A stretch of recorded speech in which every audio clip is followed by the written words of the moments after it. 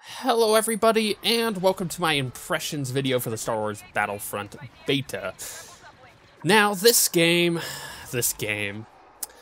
poor game got so much bad press at E3 and PAX from the people, not the press in general, but from the people who went and got to play the demos of it. There was a general consensus that the flying was bad, that the game was okay but needed some work. And that's really, really sad. However, I'm really happy to report that in my time with the beta, this is one of the best Star Wars games I've ever played. It's a really good game by itself, but when you put the Star Wars stuff on it, there's one theme that constantly keeps coming back to me when I'm playing it, which is that this is one of the best Star Wars games that I've ever played. It's the most Star Wars game since Shadows of the Empire, to me at least. I've played a lot of Star Wars games, so I have a lot of experience in that. Now, why is that? Well, we'll talk about it. We'll talk about, you know, what I think of the shooting, the flying. We'll go over the full gamut, and we're going to start with what's going on in the background. So this is the Walker Assault map. There's a few different modes in the beta, which, by the way, you can go download right now. It's an open beta. You can get it on PC, Xbox One, or PS4, so you can try out the game for yourself and see what you think about it. But in this map, you have an asymmetrical objective. So the rebels are trying to defend the uplinks that they have, and the Empire is trying to escort AT-ATs to the shield generator to take it down, just like it is in the movie for this part on Hoth. Now, with this, there's different things you could do. There's vehicles such as the AT-ST, which you're seeing. There's also TIE fighters and X-Wings, snow speeders. There's gun emplacements that you can use.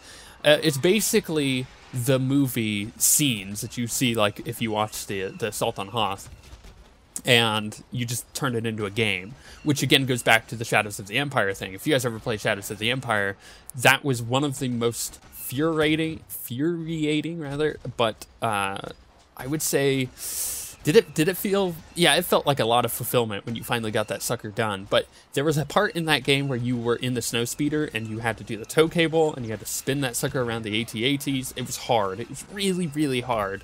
But you can do that in this as well. You can actually go get the snow speeder and take out the AT-ATs that way. It's really difficult to get it the first time, but once you kind of understand it, there's like a mini game. I only have done it once, and I don't think I'll ever do it again because I keep screwing it up, and it's because I suck at the flying. We'll talk about that.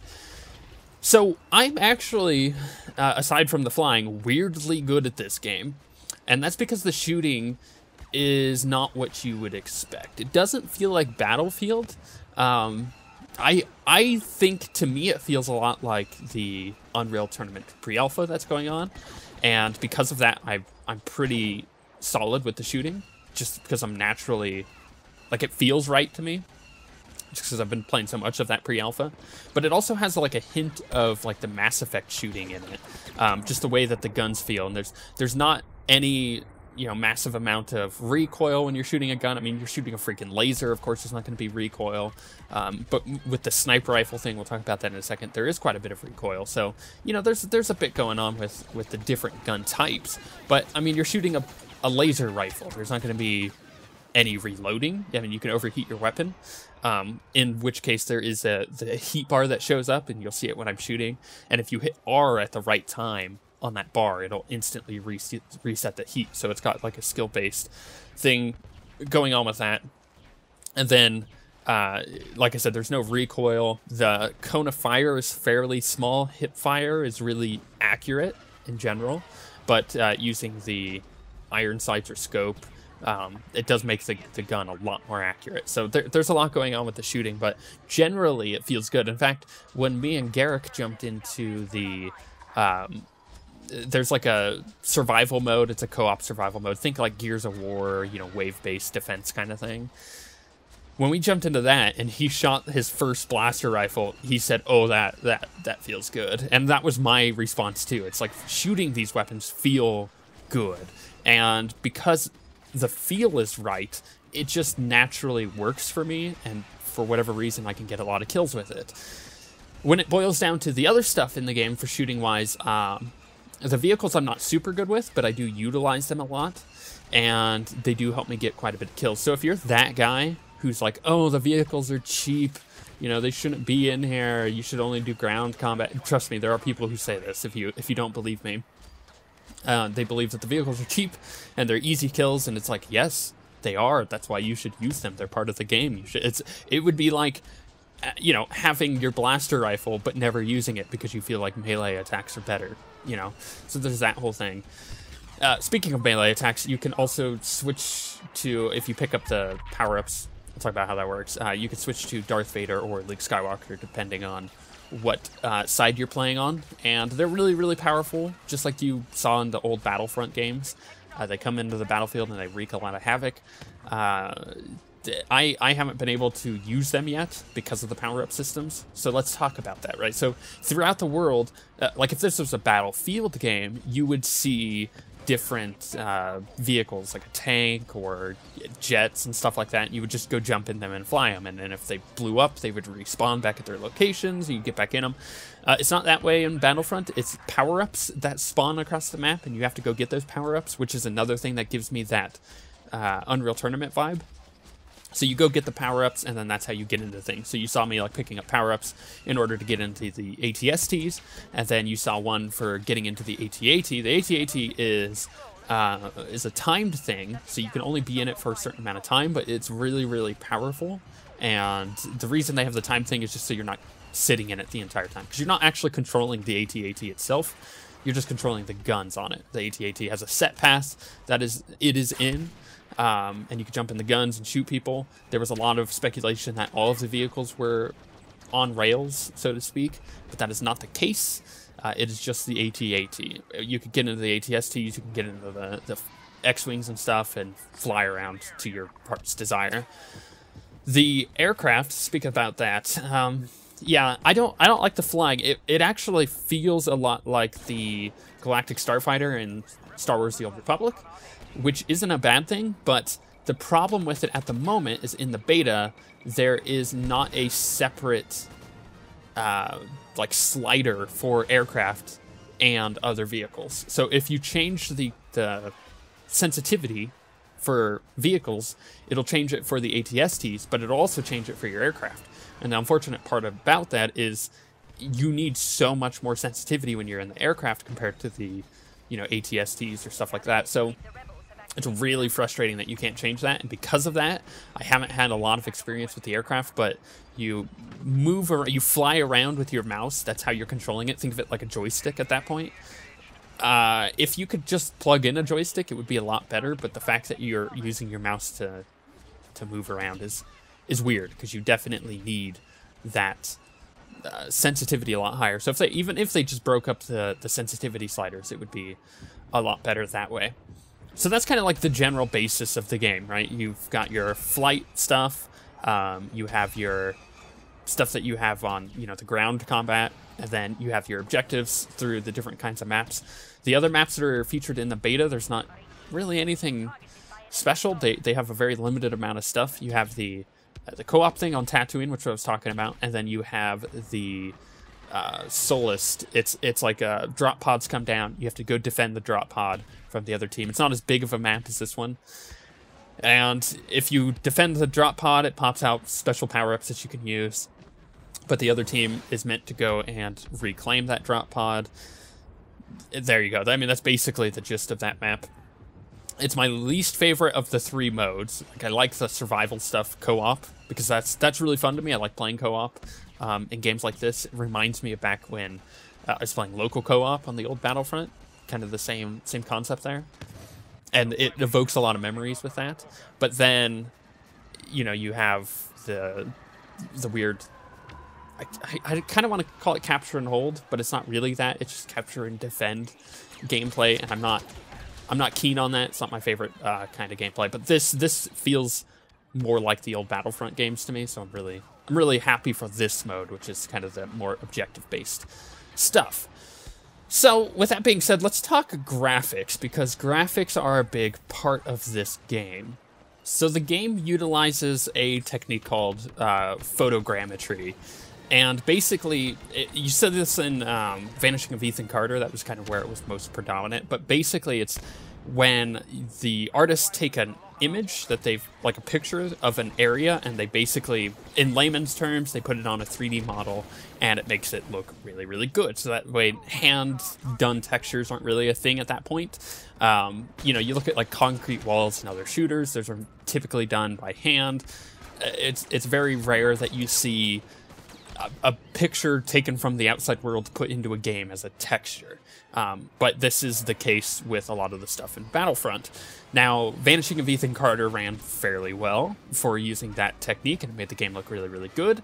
And Battlefront has got kind of the same thing going on. Now, they're not using the exact same thing as Vanishing of Ethan Carter, so don't get me wrong on that, but that's basically the idea that is behind the graphics here. And the graphics are really important for this game because not only do you have to make a good shooter, a good game in general with mechanics and whatnot, but you also have to make a good Star Wars game, which means you have to make it look like Star Wars. And aside from the vehicles and the weapons and the stuff like that, you need the environments, because the environments play a big part in Star Wars. I mean, look at Hoth, right? Or Tatooine. You know, those places are really memorable because they are environments that you have burned into your memory because you've seen them in the movies. So they went to the locations of the movie, and they took pictures, and they got basically the exact sets in the game, and that's why the game looks so good. So there you go. That was a layman's terms of putting that together. But the game doesn't just look good, it runs really good. I'm on almost all ultra settings with my rig, which is running a GTX 960, the SSC version. And I'm getting roughly 70 to 80 frames per second. It drops down to 60, but rarely does it ever drop below 60. And then you have people like Garrick and Six, who both have 980s. In fact, Garrick has a 980 Ti, and he's having no issues whatsoever. But the other person that I have seen have really good performance running on medium settings, which is Excelsius. He's our web designer. And I went out and looked at his computer, because he's literally out in the living room. While he was playing, he's on medium settings, and he's getting about 60 frames per second. And he's using, I think it was like a 670. It's not too high of a card. But, I mean, like, you say, oh, it was medium settings, though. It literally looked no different. Like, I've seen screenshots between low and ultra. Literally looks no different. The lighting is a bit, you kind of pick out some of the lighting, but everything else just looks good. That's why when you see pictures of it on the Xbox and the PlayStation, you're like, that game just looks very, very pretty, because they've done a good job optimizing it. I don't know how they've managed to make the game look as good as it does and run as good as it does, considering I've been playing plenty of Frostbite Engine games in the past from DICE, and those games don't necessarily typically run super well. But this one does, and I'm happy to report that I've seen very few bugs graphically, but there have been weird shadow things, like you may have seen one in the background there.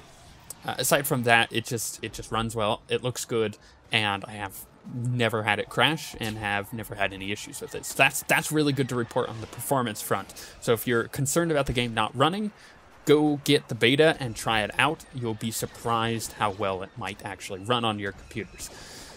Also, final thing, because we're talking about graphics here, graphics are really, really important when you combine it with everything else Star Wars related. The sounds, the music, the characters, such as the Stormtroopers or even Darth Vader and whatnot, it all marries together really, really, really well. And because of that, you get that game that I was talking about, which is the best Star Wars game I may have ever played. It's the most Star Wars-y game that I've ever played, that's for sure.